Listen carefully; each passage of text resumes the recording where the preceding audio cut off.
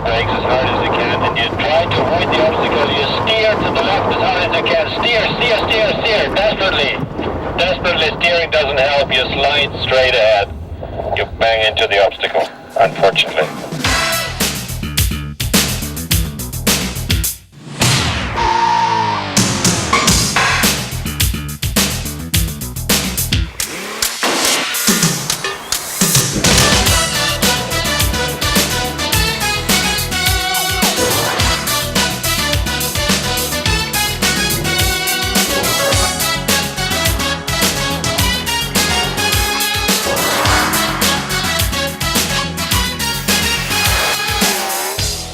TSN's Motoring 96 is brought to you by Quaker State.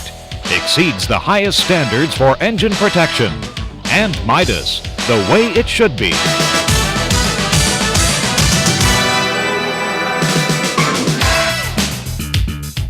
You know, when consumers go looking for a brand new car, I bet you they're looking for the same things that they did in the old days, like when my dad bought his first brand new car, a 56 Ford station wagon. For some, it's an image thing. For others, they're looking for more practical things like fuel economy and what best meets their family requirements. But you know, car manufacturers will tell you that one thing has changed from the old days, and that is the biggest selling feature today is really safety.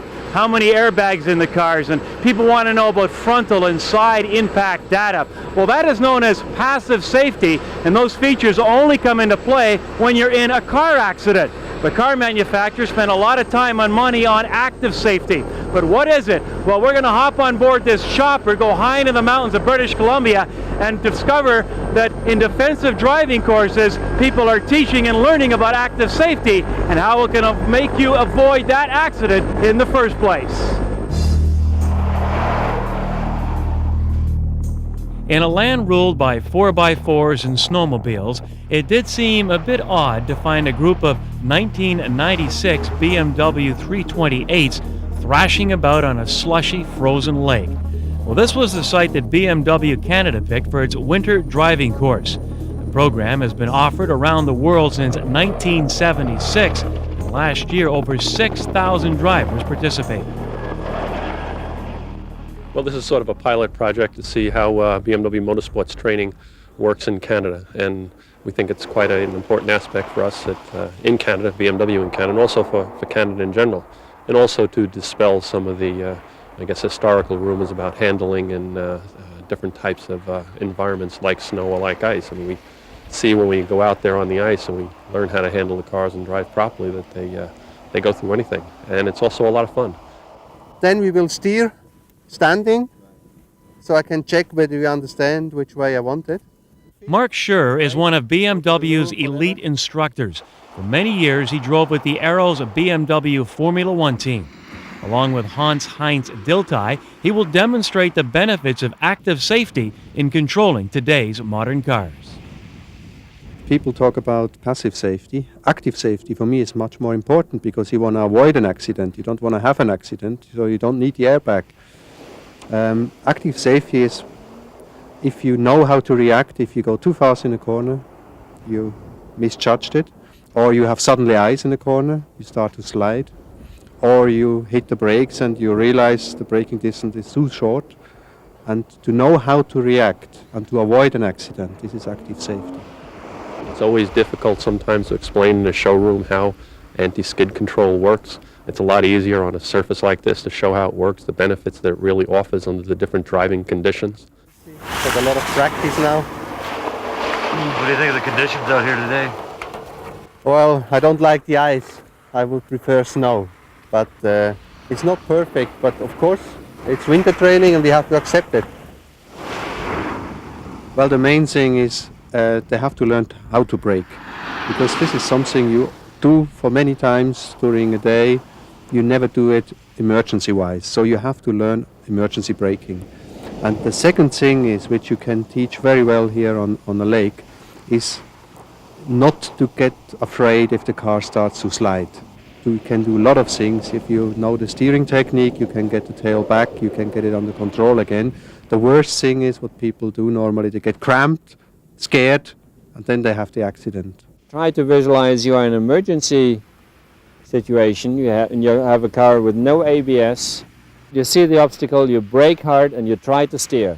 Try to steer to the left as quick as you can. You see, it doesn't help at all. You need rotating wheels to steer, and this is the big advantage of ABS. You just slam the brakes as hard as you can, and the system does the rest for you, and you can concentrate the steering if you have relaxed shoulders. Yeah, smiling face means relaxed shoulders. Relaxed shoulders means you can steer around the obstacle. If you come along like that, you have locked your steering wheel and you will crash into the obstacle. What people do, after all, with this training, it's up to them. We have them for only a few hours, let's say. We can influence them. We can plant ideas in their mind, but this is all we can do. The training is not only for rear-wheel driven cars, it's not only for BMWs. It would be a shame if we would have only BMW drivers. I think, and that's why it's important to talk about ideas, not only about driving skills. Because ideas you can easily transplant from one car to the other. I think the roads you have here, they are wider, they have less corners, they're mostly straight, and you have 90-degree turns, and that's all. They don't learn how to corner. And this is very important, and I think people lose the feeling what speed they can take a corner. So that's why they need practicing and they need courses. Yeah, I think what we've been doing here for the last couple of days is really hit home with me, because I have a son who's just turned 16 and is just getting his license. And one of the things I'm going to do after coming away from this is make sure that he learns how to do this type of thing, how to control the vehicle, not just sit in it and rely on its systems to save him. The current generation that's out there, those with licenses, I think it's just not going to happen. There's too many, it would cost too much, the logistics would be impossible. But with a whole new generation of drivers, I think we have a chance to really improve driver safety by improving driver training. And that's what I intend to do with my son.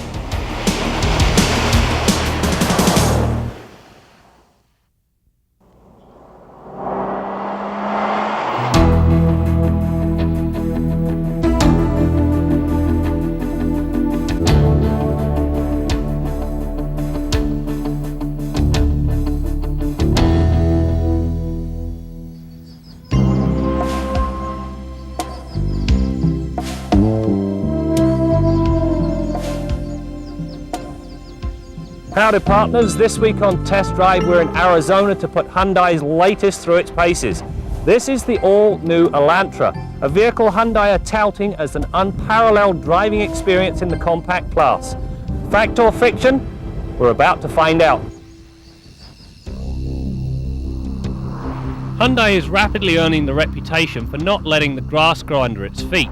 In its short existence, the Elantra is into its third generation, and true to form, it is without question the best to date. Start under the hood, power is now supplied by a 1.8-litre double overhead cam dubbed the Beta engine. With 130 horsepower and 122 pounds-feet of torque on tap, throttle response is lively throughout the power band. Much of the credit for the feel goes to the fact that 90% of the peak torque is delivered at a very user-friendly 2300 RPM. The engine is interesting from a technical point of view because careful inspection revealed that they've designed in the provision for variable valve timing. Down the road, this gives them the availability of more power without an expensive redo. Smart thinking, these Koreans. During the drive, the one thing that impressed me is that this unit is not at all buzzy, even between 3500 and 4000 RPM. Now this was an area of weakness in the previous engine. Although the Slusher-matic is going to be the transmission of choice, I still prefer the manual box. First of all, the shifter feels as though it's connected to something at the other end, and secondly, if you wind it out in each gear, you yield the best performance from the engine. All in all, a gratifying experience. Stopping power is supplied by a diagonally split front disc rear drum brake system that is offered with optional anti-lock. With or without the ABS, the system has a crisp feel and the pedal is easily modulated. During the brake tests, I required 117 feet to stop from 80k. As with the Accent, if you go with the optional ABS, the performance improves. Part goes down to the upgrade to rear disc brakes, the other part is down to the 4-channel design of the system. The suspension features McPherson struts up front, while the rear gets a new multi-link design in place of the old twist beam. Both ends get sway bars. The interesting part in the design is that Hyundai have opted for offset coil springs up front. This configuration places less side force on the strut, which does two things. First of all, it reduces the amount of friction, which in turn adds fluidity to motion, and second, it extends the life expectancy of the strut. On the practical side of the equation, the design has the desired effect. The ride comfort is more than adequate and the handling characteristics better than average for a mid-price compact. Aiding the overall feel is a new rack and pinion steering system. The feel and feedback of the new design is infinitely better than that of the old. My pet peeve on the Elantra is the fact there's no handle to open the tailgate. You've either got to use the ignition key or the remote release inside. Now, while this is a nickel and dime item, it is one of convenience. My gripes aside, the plus with the wagon is the versatility. There's ample room with the seats up and abundance down. On the safety front, dual airbags and ABS are all in place, as are adjustable upper seatbelt anchors. Well, that's it for this edition of Test Drive. You know, this Elantra drives very nicely, notwithstanding my comments about the automatic transmission. The one thing it does enjoy, and that's a very distinct price advantage when compared to its competitors. And that is worth its weight in gold if you happen to be a cost-conscious consumer.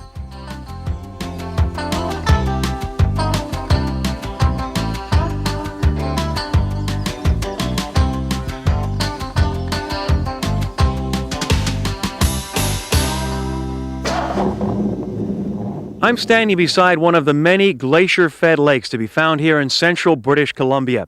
And this water provides a hydroelectricity not only for this region, but much of it is sold to the United States. Now, you know, British Columbians pride themselves in the natural beauty of this province with the fresh water and the clean air.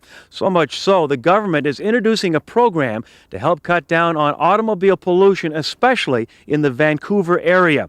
Now, this program will encourage owners to turn in their old automobiles. We'll tell you more about that on a future program. But now we're going to join Bill Gardner, a man whom I know would love to see all those old clunkers taken off the road. Brad, if they took all those old clunkers off the road, guys like me would be out of business. I'll tell you, that's about 50% of my work these days, because people are running their cars a little bit longer, their cars and trucks, because, you know, the way the economy is. Anyhow, Jim Kenzie, don't move to British Columbia. They'll claim your whole fleet. They'll take them right off the road. Anyhow, what I want to talk about this week is a dilemma that I'm sure many of you have faced. You take your car or light truck in for a wheel alignment, and moments later, you're confronted by the mechanic coming out to the reception area and telling you that you need several $100s worth of front end repairs, parts that need to be replaced before they can accurately do that wheel alignment. In many cases, that's true. We find a lot of vehicles coming in with bent, broken, or misaligned parts that need to be replaced before an alignment can properly be done. Anyhow, what I want to talk about this week is the idler arms on this GM minivan. It's an Astro Safari rear-wheel drive minivan. They had a real problem with idler arms wearing out prematurely. And this one's got an awful lot of wear. You're really going to see it. It's a classic example of worn out idler arms. In the steering linkage, we've got all kinds of play or slop in the idler arms, and we've got that much toe change. What I'm doing now is changing the toe angle on the front tires, and that's one of the angles that your mechanic's going to adjust when you take your vehicle in for a front end alignment. Caster, camber, toe, and centering of the steering wheel are the four things that are normally done in a wheel alignment. Now, many of today's cars don't have adjustable caster and camber, but everything has an adjustment for toe. Why do they call these particular components idler arms? Well, they act as an idler on the steering linkage, and they attempt to keep this steering linkage right here perfectly horizontal. So when you turn the steering wheel to try and turn those front wheels, that linkage should move only horizontal. What you're seeing right now is the first part of the movement is the vertical right there. That's the lash in the arms. And then the linkage moves across horizontally. And it should move only horizontally. That lash that you see up and down is all the slop and all the wear in those two idler arms. And by the way, this is one of the only vehicles that I know of that has two idler arms. In this case, they're both worn out.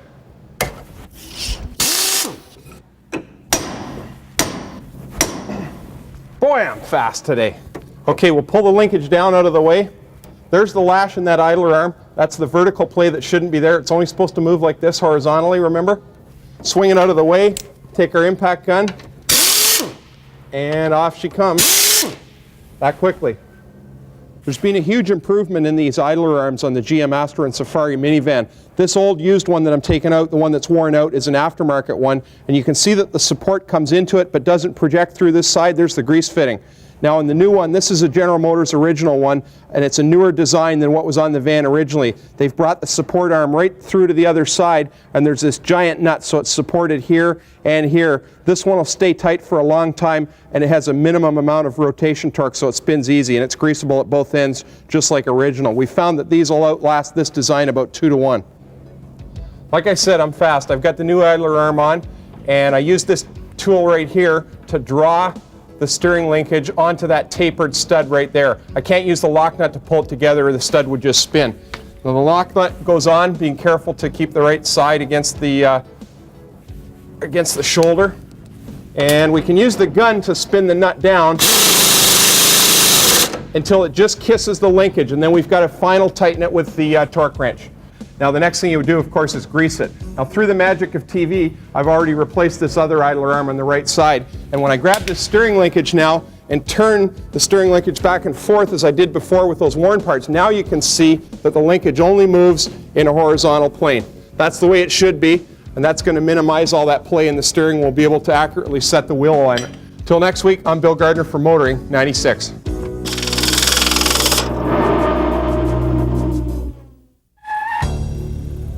The idea was to build something that was a challenge to Ferrari and Lamborghini, and something that would be a challenge to a person's instinct or desire to buy foreign, to buy something not built in America, but something built in Europe. And I thought there should be an alternative, an American alternative to those cars. And that's why I did what I did. It was kind of generated by patriotism. Both of these cars are ready for shipment. In 1992, Gerald Weigert believed that his creation, the Vector, with a price tag of $450,000, was destined to be a trendsetter in automotive design and performance. Shortly after this interview, his dream was shattered. The Vector wasn't selling, and Weigert was removed from his duties by the board of directors. In desperation, he barricaded himself inside his Los Angeles office for days before finally agreeing to leave. But Weigert's dream lives on, as the new-look Vector with a price tag of $250,000 debuted at this year's North American Auto Show in Detroit. The company caught the eye of Indonesian investors, and they moved into the company's stock and became majority shareholders. And at around the same sort of time, they started taking interest in Lamborghini, and ultimately they bought Lamborghini from Chrysler Corporation. And as they moved into Vector more and more, they began to find that there were things that they wanted to change. What we wanted to do was to make a car that reflects American values, that has a simplicity and a ruggedness to it, but also has dynamic qualities that the sort of buyer in this market demands and has a right to expect. If you take a look at it closely, you'll see that everything's kind of stretched and pulled, and the stars are kind of peeling back, and it's almost as if the car was painted normally, and then we took it out to 200 miles an hour, and everything came back looking like that. Powertrain is an engine that's been jointly developed between Lamborghini and Vector engineers, based on the Diablo, over 490 horsepower. Certainly these cars are very much about image. The car's always got to be exciting to look at. It's got to have those sort of attributes. But over and above that, it's got to have real value. And those real values come down to, is it a rugged vehicle? And does it have real appeal when you drive it? Is it something you really enjoy jumping into and driving? And that's what we're setting out to do. So that's why we think it's very important that we go on into racing and develop the product further through that channel. The Canadian auto industry continues to power the economy.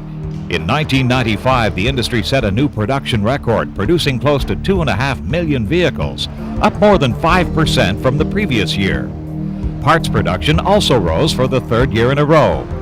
The automotive industry employed 155,000 workers in 1995 and has injected more than $4 billion in new plants over the past couple of years. About 90% of production was exported to the United States.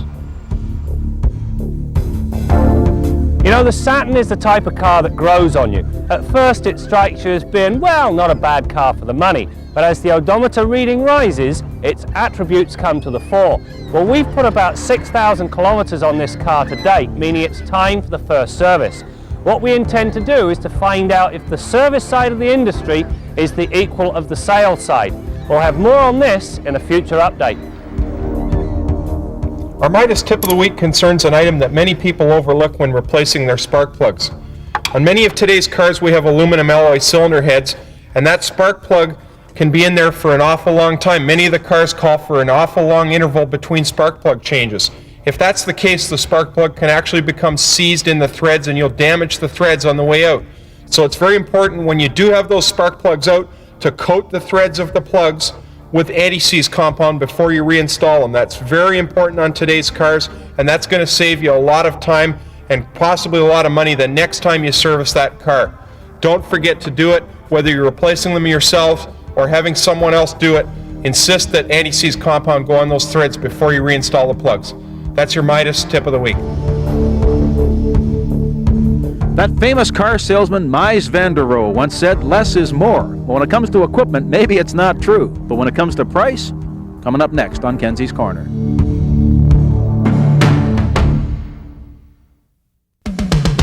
Kenzie's Corner with Jim Kenzie. You know, we journalists are a tough bunch to please.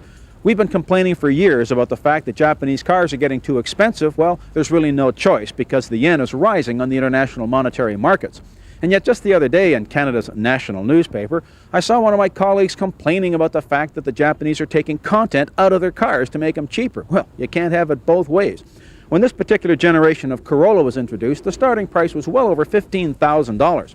Now, for the average Toyota Corolla customer, you might as well have been trying to sell them a Rolls-Royce. It was only when Toyota took out some of the equipment, like airbags and power steering, brought the price closer to $12,000, that they even had a chance to talk to this guy. Mazda's done a similar thing with the new Protege SE, and Honda's done it with the '96 Civic. They've replaced the rear disc brakes with rear drum brakes. Well, who needs rear disc brakes on a 2,400-pound car anyway? They've taken 30% of the threads out of the rear seat upholstery. That's a little bit cheaper, but who will ever notice? They've taken the money they've saved and put it into dual airbags, more sound deadening, made a better car for less money, and who can argue with that? You know, the Japanese got into the car industry by building cheap cars. Then they learned how to build good cars, and now to compete with the domestics, they're going to have to find a way to build good cars cheap. I'm Jim Kenzie.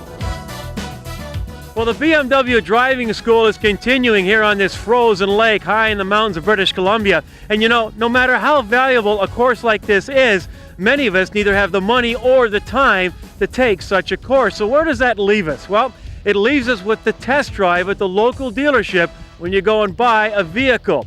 Now, are we getting adequate time in a vehicle at those test drives? And what should you expect in a test drive? Well, we're going to try and find some answers to those questions on a future program as we continue to bring you more stories about cars and the people who drive them. This is the largest test facility in North America.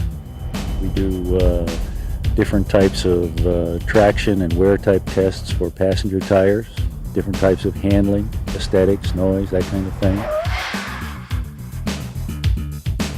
Well, actually, the cost of this particular car, it's one of a kind. The total cost to put the car together was $1 million.